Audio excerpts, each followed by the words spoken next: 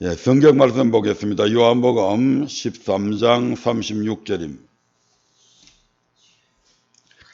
예, 한 목소리로 같이 합독하도록 하겠습니다. 시몬 베드로가 가로되 주여 어디로 가시나이까? 예수께서 대답하시되 나의 가는 곳에 내가 지금은 따라올 수 없으나 후에는 따라오리라. 아멘. 예, 오늘도 본문의 말씀을 통해서 믿음의 단계라고 하는 세 번째 시간을 통해서 함께 은혜 나누기를 원합니다. 믿음의 단계, 네가 지금은 나를 따라올 수 없으나 후에는 따라온다. 지금의 네 믿음의 수준을 가지고서는 결코 내가 가는 그 길은 지금 제자들이 전혀 정확하게는 알지 못하잖아요. 그 죽음의 길, 십자가에 달려 죽으시는 그 고난의 길을 지금 네 믿음의 수준으로서는 절대로 따라올 수 없다. 후에는 따라올 것이다. 그 말씀대로 베드로가 성령 세례를 받은 후에 그는 비로소 주님 가신 길을 따라갈 수 있었고 그 어떤 고난과 역경 속에서도 주님을 부인하지 않았고 마지막에는 십자가에서 거꾸로 매달려 화형당하는 그러한 죽음을 맞이하기도 했습니다. 성경은 우리에게 이러한 믿음의 단계가 있음을 정확하게 말씀을 하고 있고 이 사실을 이제 출애굽기 6장 6절, 7절, 8절에 있는 세 가지 언약과 대입시켜서 지난 시간에는 믿음의 1단계인 바로 고백의 단계에 대해서 출애굽기 6장 6절의 말씀을 통해서 전해드렸습니다. 오늘은 믿음의 2단계, 믿음의 2단계, 그 믿음의 2단계에 대해서 말씀을 집중해서 전하려 합니다. 믿음의 2단계는 어떤 단계냐? 예수 믿는 사람들이 하나님을 섬기는 단계입니다. 예수 믿는 사람들이 하나님을 섬기는 단계다. 그런데 많은 교회들에서 첫 번째 단계에서 고백하면 죄에서 구원받고 영혼 구원까지 마지막 단계까지 이미 다 이루었다라고 해버림을 통해서 이 섬김의 단계를 생략해버렸다 이 말입니다. 그래서 이 섬김의 단계를 예사로 생각하는 거예요.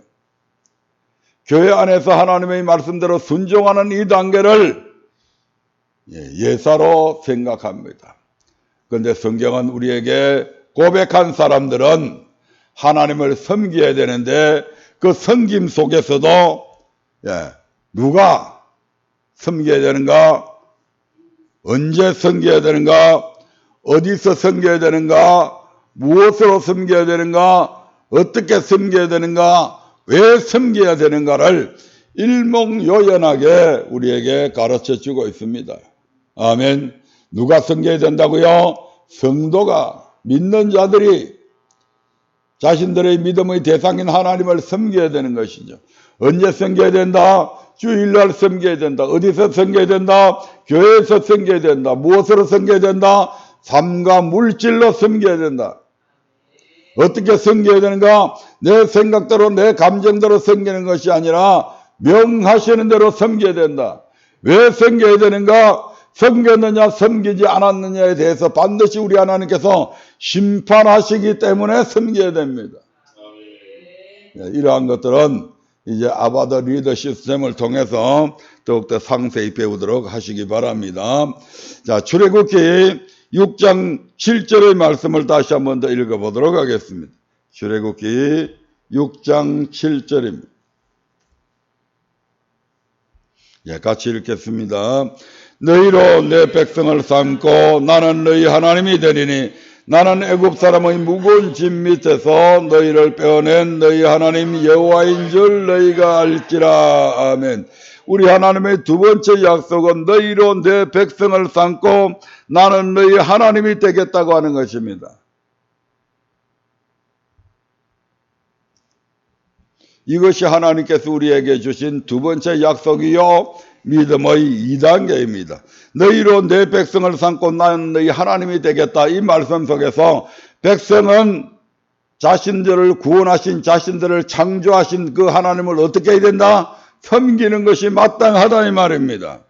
그런데 그 하나님은 우리에게 과연 섬김받을 만한 존재냐?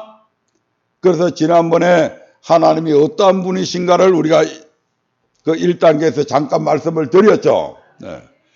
아니, 제가 만약 여러분들한테 여러분 오늘부터 저를 섬기십시오.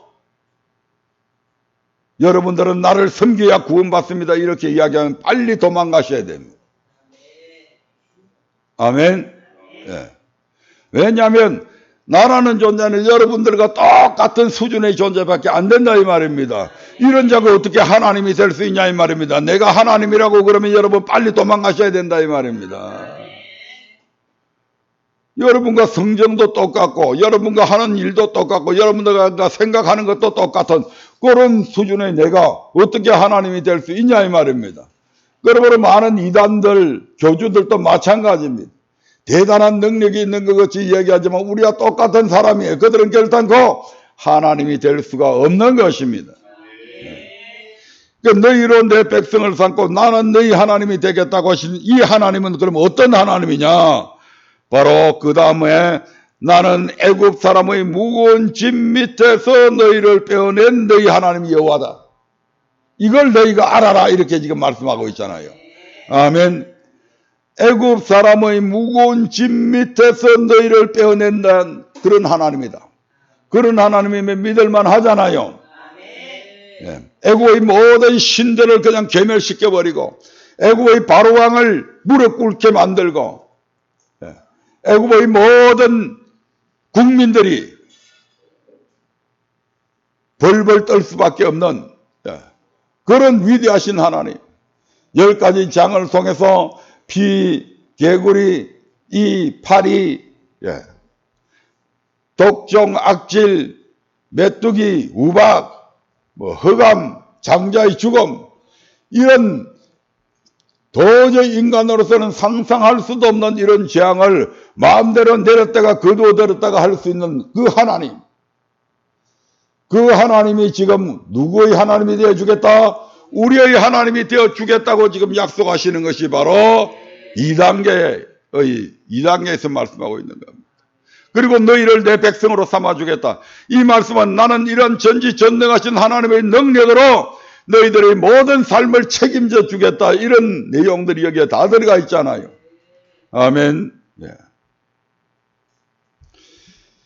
예. 이스라엘 백성으로 홍해를 건너서 고백하게 하신 여호와 하나님께서는 이제 이스라엘 백성들을 곧바로 가나안으로 인도하지 않으시고 오히려 계속해서 어디로 인도하신다? 광야로 인도하시게 됩니다.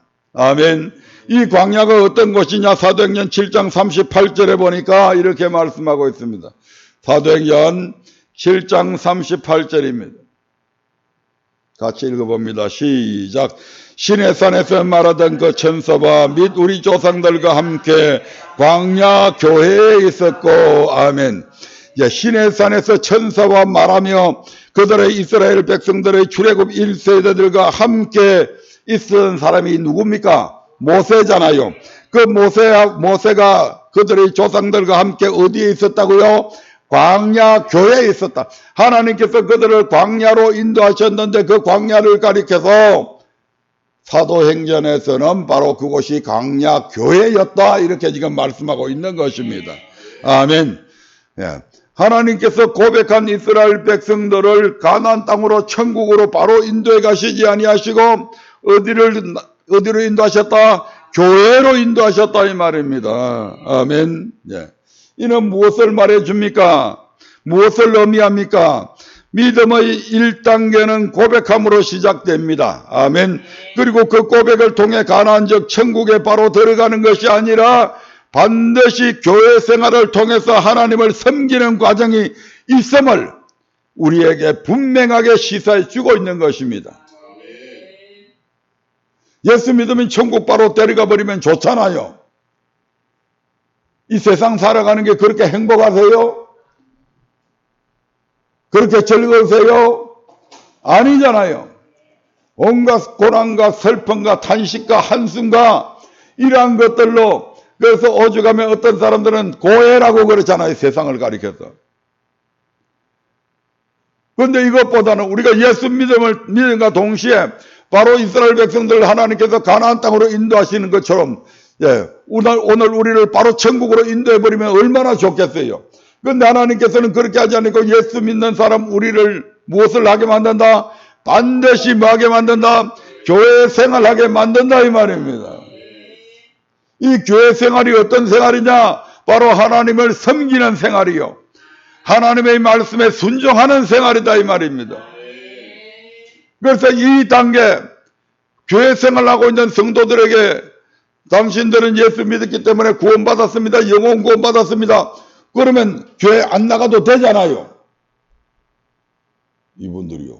교회 안 나가도 되잖아요. 왜? 교회 안 나가도 천국까지 간다는데. 교회 생활 안 해도 천국까지 바로 가버리면 굳이 교회 생활 할 필요 없잖아요. 주일 지킬 필요 없잖아요. 11조 낼 필요 없잖아요.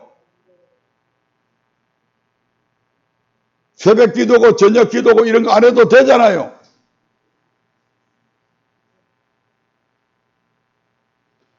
주일날 우리도 안 믿는 사람들처럼 마음껏 세상에 나가서 즐기며 살아가도 되잖아요. 낚시하러도 가고 산행도 가고 좋은 관광지를 찾아다니며 여행 다녀도 되잖아요. 그런데 그렇게 우리 하나님께서 그렇게 말씀하신 적이 없다 이 말입니다. 그런데 많은 교회들에서 이러한 부분들을 변질시키고 있고 생략해버렸다 이 말입니다. 이 섬김의 단계를 그냥 대강해도 되는 것처럼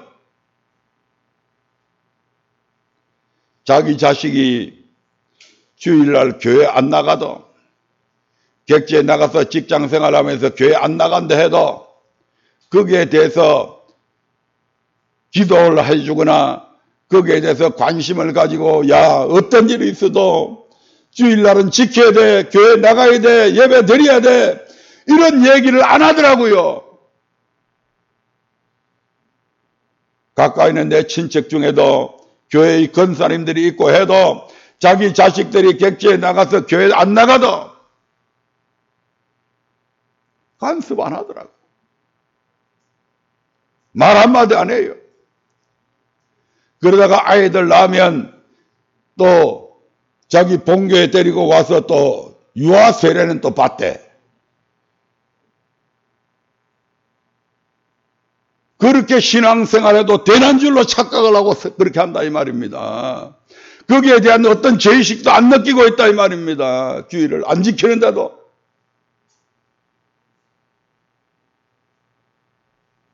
그런데 우리 주님께서는 분명히 고백한 이스라엘 백성들을 가나안으로 바로 인도하지 아니하시고 그들로 하여금 광야로 인도하셨습니다. 교회 생활을 해야 된다 이 말입니다. 그리고 그것을 교회 생활을 해야 된다고 하는 것을 먼저 알려주기 전에 주님께서는 애굽에서 구원받은 성도라 할지라도, 저 교회 생활하는 성도라 할지라도 삶의 여정에는 필연적으로 어려움이 따라오기 마련이며 그 모든 어려움과 고통 속에서 우리를 친히 건져주실 분은 오직 여호와 하나님이라는 사실을 먼저 교훈해 주심으로 다시 한번 하나님은 어떤 분이신가를 우리에게 보여주고 있습니다.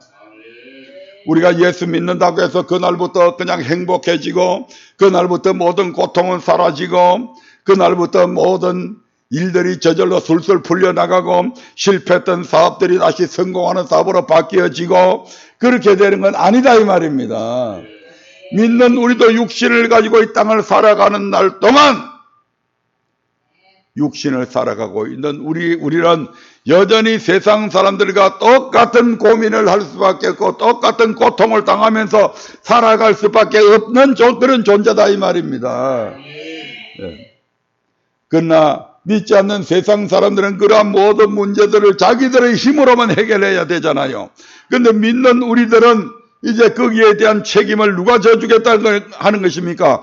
우리를 백성 삼으시고 우리의 하나님이 되어주신 그 하나님께서 그러한 모든 문제를 지금 책임져 주겠다고 말씀하시는 거잖아요.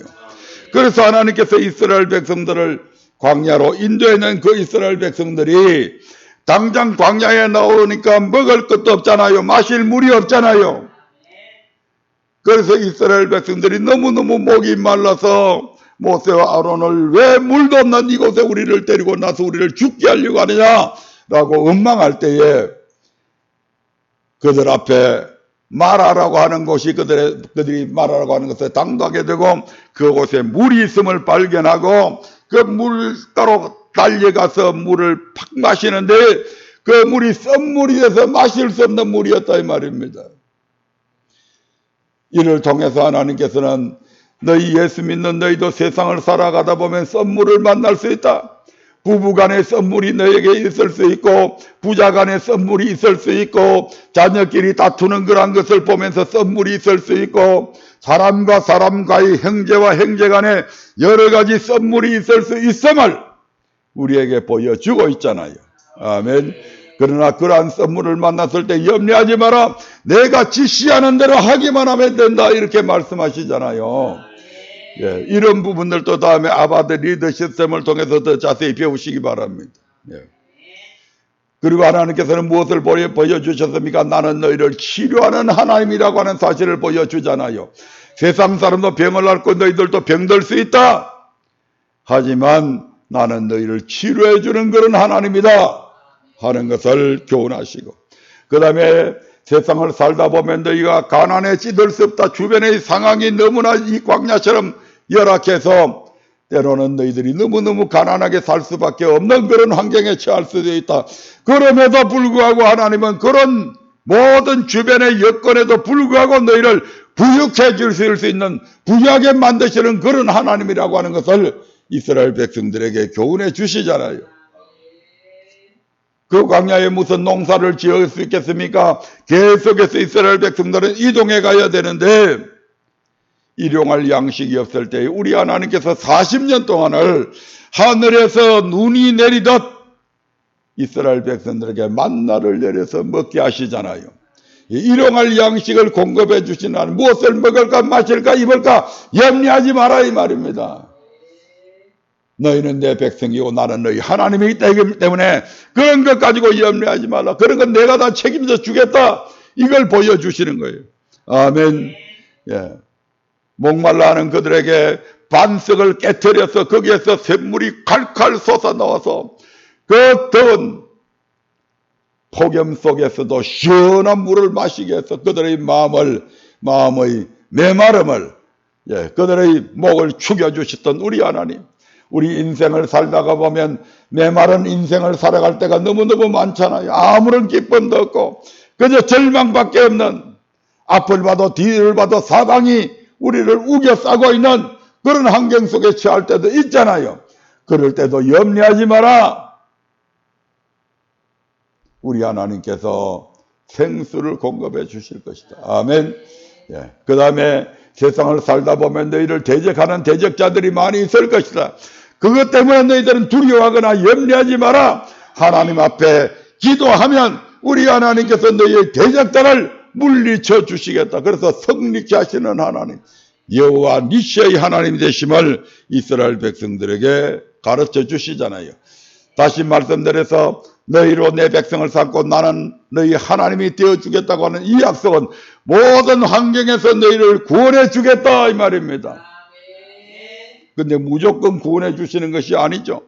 우리가 출애굽기부터 민수기에 기록되어 있듯이 40년 광야 생활 내내 모든 사람에게 이와 같은 하나님으로 역사하지 않으신 것을 우리는 볼 수가 있습니다.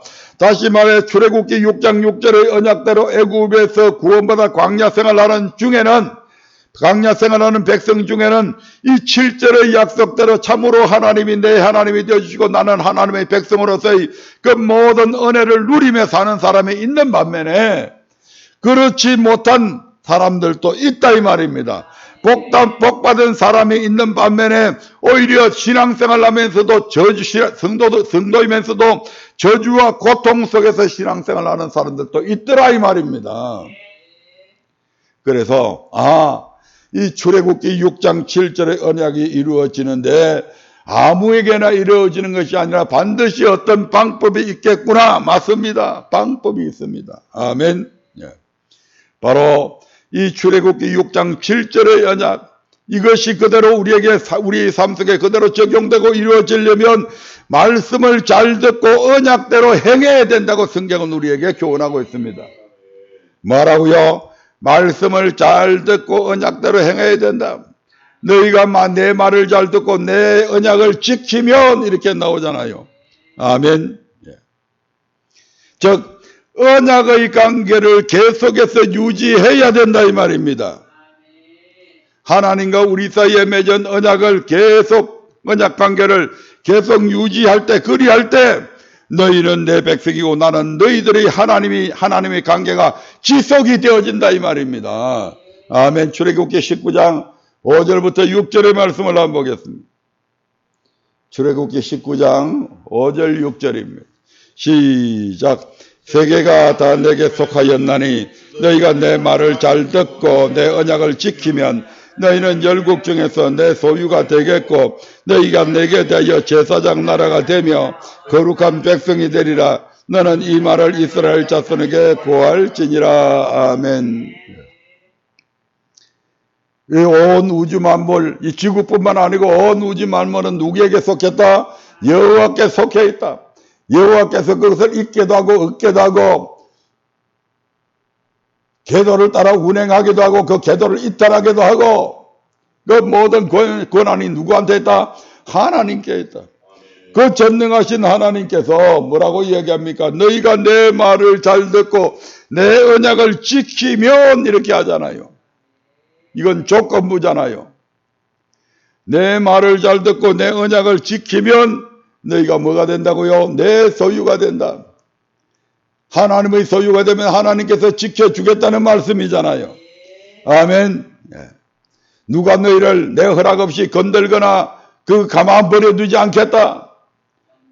아무리 힘센 마귀라 할지라도 사탄의 세계 속에 사는 마귀 같은 그런 영적인 존재라 할지라도 내 허락 없이 내 소유인 너희를 마음대로 주무르거나 병들게 하거나 가난하게 만들거나 목마르게 만들거나 대적을 통해서 승리하게 하는 그런 일은 없다 이 말입니다.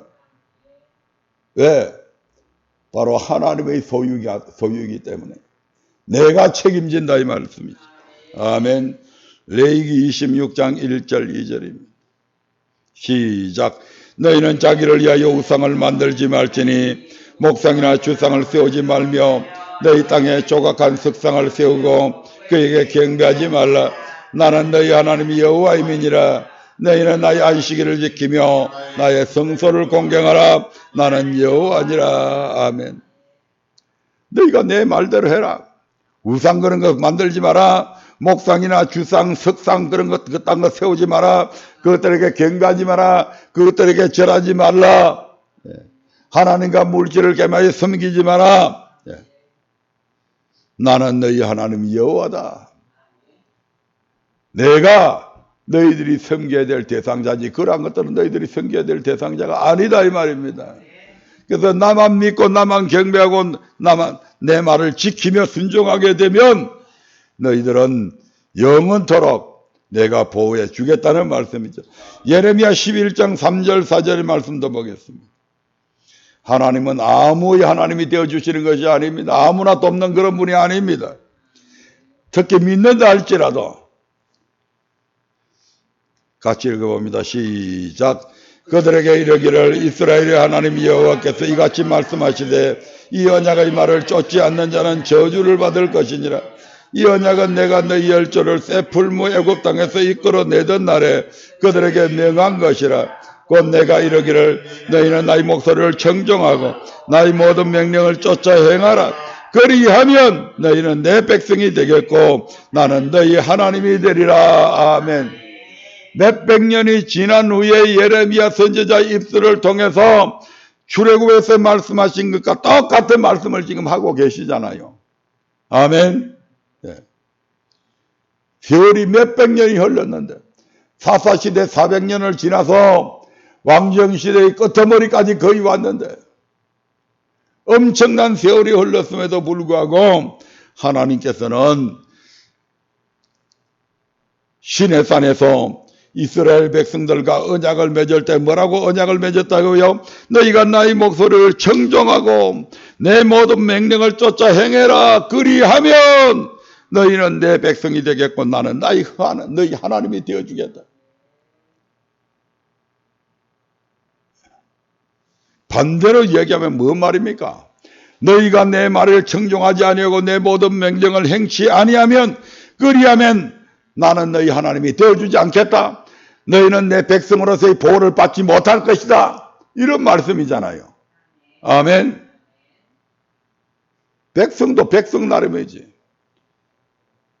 대한민국에 태어나서 백성으로서 살아가는데 법으로 보호받는 사람이 있는 반면에 법에 의해서 제재를 받고 오히려 구속을 당하는 사람들도 있잖아요. 마찬가지로 우리가 하나님의 백성이 되었다고 해서 전부 다 하나님께서 우리에게 좋은 것만 주시는 것이 아니라 하나님의 법에 순종할 때에는 그리하면 나는 네 하나님, 너희는 내 백성다운 대접을 너희가 받게 된다 이 말입니다. 반면에 너희들이 언약을 지키지 아니하면 마치 범법자가 감옥에 가는 것처럼 너희들의 삶에 오히려 저주가 임하고 더 어려움이 임하게 된다고 하는 것을 우리에게 시사해 주고 있는 것이잖아요. 아멘.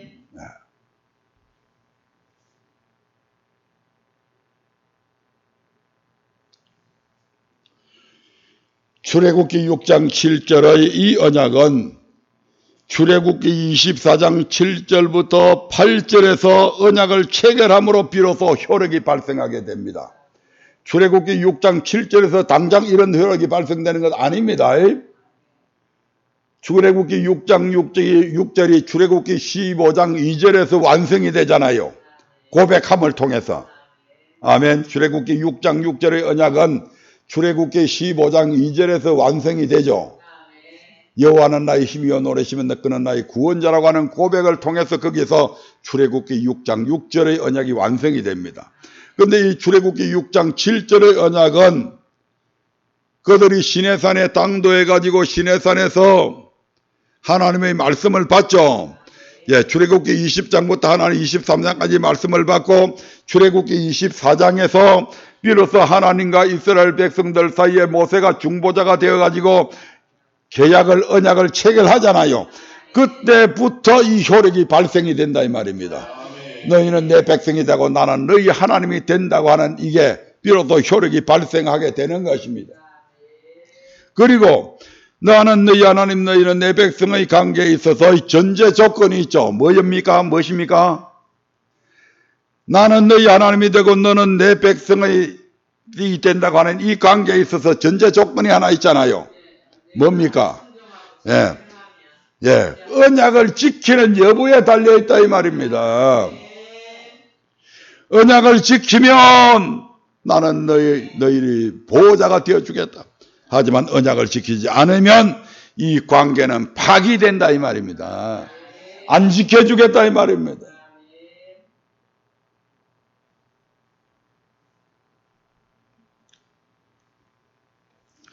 출애굽기 6장 7절의 말씀을 다시 한 번 더 보겠습니다.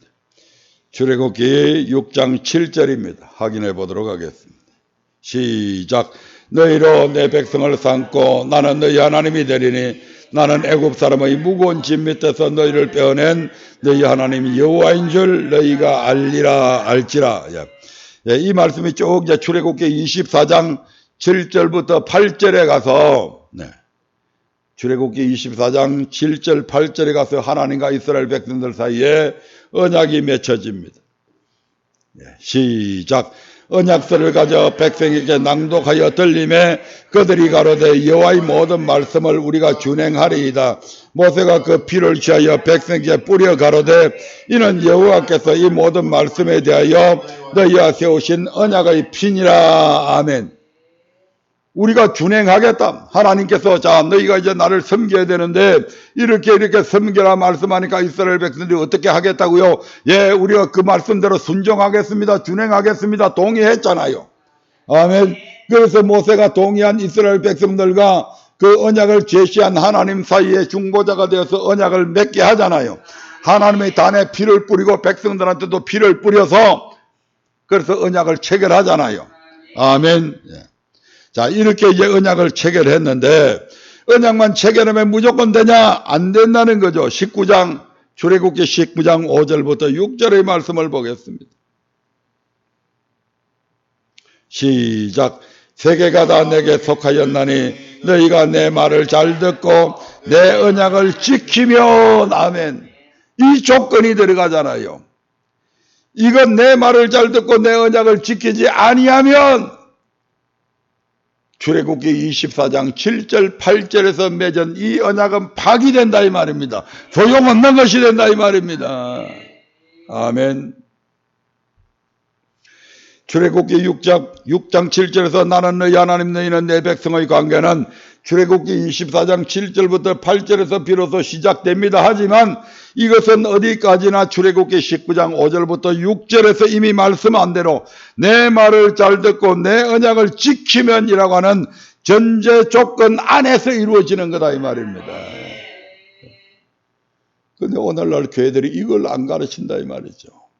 하나님과 우리 사이가 언약 관계고 그 언약을 지켜야 여러분들이 그리스도인으로서 하나님의 자녀로서의 그 모든 권한을 누리며 살아갈 수 있습니다. 이걸 얘기 안 한다니까요. 그저 피만 믿으면 복 받는다. 피만 믿었더니 복을 안 받고 도리 하를 당해서 그러면 믿어지겠어요? 안 믿어지는 거예요. 그래서 수많은 사람들이 교회에 왔다가 다시 등 돌리고 교회를 떠나버리잖아요. 왜? 목사님이 하는 대로 해봤더니 안 되더라 이 말입니다. 그러니까 목사 말도 안 믿어지고 하나님도 거짓말쟁이처럼 보여지고 또 사기당한 기분이죠. 아멘. 이걸 누가 그렇게 만들었냐? 오늘 잘못 가르친 우리들의 모습들이다 이 말. 우리 때문에 그렇게 된 거다 이 말입니다. 그래서 이 언약의 말씀에 의하면 복과 저주는 누구에게 달려 있습니까? 바로 자기 자신의 책임이죠.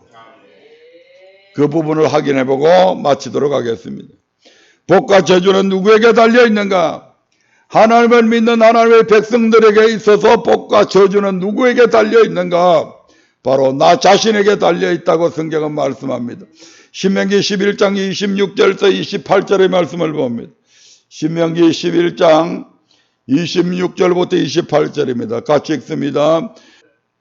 같이 시작. 내가 오늘날 복과 저주를 너희 앞에 두나니 너희가 만일 내가 오늘날 너희에게 명하는 너희 하나님 여호와의 명령을 들으면 복이 될 것이요. 아멘. 28절까지 계속 나와 있습니다. 너희가 만일 내가 오늘날 너희에게 명하는 도에서 돌이켜 떠나 너희 하나님 여호와의 명령을 듣지 아니하고 본래 알지 못하던 다른 신들을 쫓으면 저주를 받으리라. 아멘. 복과 저주를 우리 앞에 둔답니다. 그 말이 무슨 말입니까? 선택은 우리가 하는 것이다 이 말입니다. 다른 사람이 내게 하는 것이 아닌 내가 선택하는 거예요. 복도 내가 선택하는 것이고 저주도 내가 선택하는 거예요. 그래서 하나님이 얼마나 우리에게 자율성을 허락해 주셨잖아요. 하나님은 인간에게 주신 그 자율성을 결단코 우리의 동의 없이 침범하지 않습니다. 아멘. 신명기 30장 15절 16절에서도 동일한 말씀을 하시죠. 신명기 30장 15절 16절입니다. 15절 시작. 보라 내가 오늘날 생명과 복과 사망과 화를 네 앞에 두었나니 곧 내가 오늘날 너를 명하여 내 하나님 여호와를 사랑하고 그 모든 길로 행하며 그 명령과 규례와 법도를 지키라는 것이라. 그리하면 네가 생존하며 번성할 것이요 또 내 하나님 여호와께서 네가 가서 얻을 땅에서 내게 복을 주실 것임이니라. 아멘.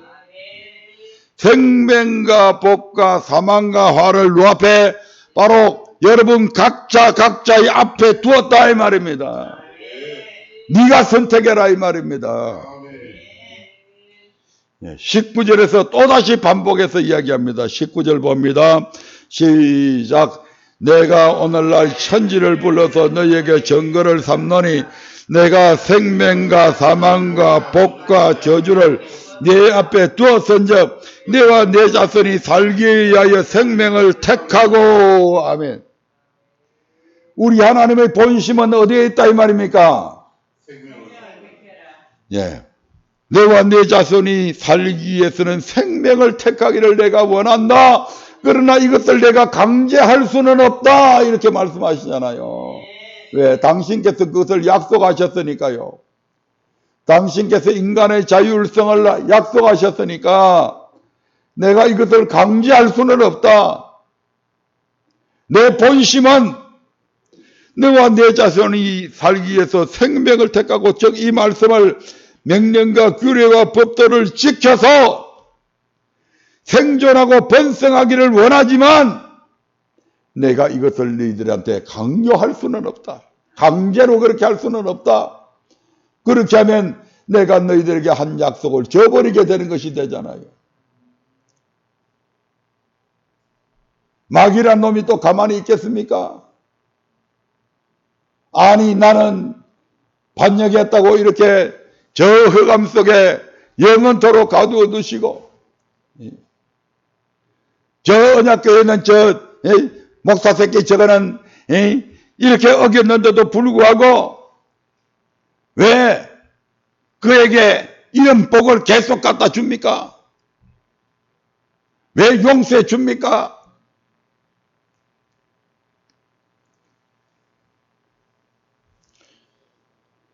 마귀 새끼가 안 따지겠냐고요. 우리가 하나님 앞 심판대 앞에 섰을 때에 양과 염소를 가르잖아요. 분명히 세상에 살아갈 때 야 저것도 예수 믿나 생각했는데 그게 양이 돼갖고 하나님 오른편에 서 있는 거요. 아니 저놈 저것도 옛날에 내하고 똑같이 도둑질 해놓은 놈인데요. 그런데 이 사람은 그 당시에 도둑질 했지만 나중에 철저하고 회개하고 돌이켰어. 지금 하나님이 된 거요.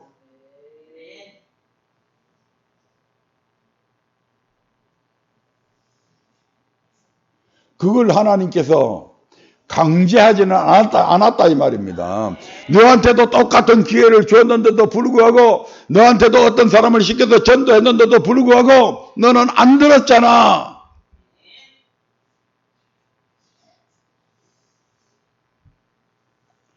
내가 오늘날 천지를 불러서 너에게 증거를 삼노라. 내가 생명과 사망과 복과 저주를 내 앞에 두었은즉 너와 내 자손이 살기 위해서 생명을 택하고 내가 생명을 택하도록 네 손을 이끌어 갖고 야 요렇게 하고 억지로 못한다 이 말입니다.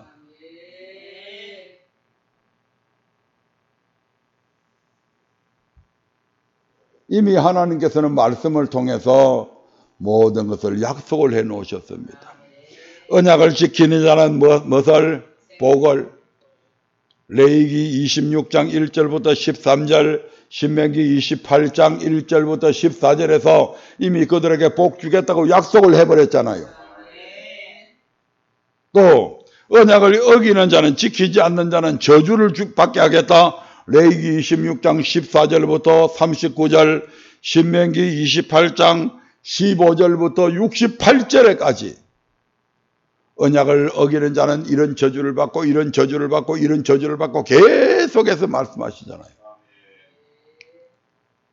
하나님께서는 이미 이것을 딱 만들어 놓으셨는데 내 한 사람이 좀 귀엽다고 해서 아깝다고 해서 이것을 변개시킬 수 없다 이 말입니다.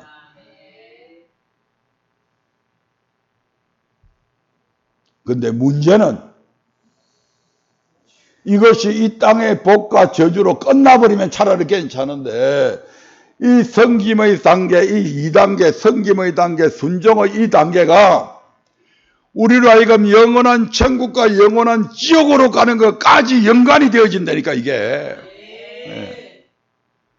그저 이 땅에서 복과 저주 받는 것으로 끝나버린다 한다면 안 지켜도 될 것 같은데 영원 구원만 받는다고 한다면 이까짓 것 좀 이 땅에서 좀 지질이 궁상맞게 살고 가난하게 살고 병들어서 살고 살아도 견딜 수 있겠는데, 문제는 이 순종의 단계, 성김의 단계가 이 땅에서의 복과 저주로 끝나는 단계가 아니고, 여기 출애굽의 신명기에서는 생명과 사망으로 나와 있지만 신약 시대에 가면 천국과 지옥으로 나눠져 버리잖아요. 그것도 10년, 20년이 아닙니다. 100년, 200년이 아닙니다. 1000년, 2000년이 아닙니다. 영원토록 이 말입니다. 영원토록. 여러분의 인생에 있어서 가장 고통스러웠던 그 순간보다도 몇십 배 더 강도 높은 그 고통이 영원토록 이어진다 생각해 보십시오. 거기서는 자살도 안 돼. 차라리 자살해가 죽어버리면 그냥 끝나버릴 텐데 그것도 안 된다니까. 그렇다고 한다면 우리가 어떤 일이 있어도 길을 쓰고 생명을 다해서 하나님의 섬김에서 이 2단계의 삶에서 성공자가 되어야 되지 않겠냐 이 말입니다.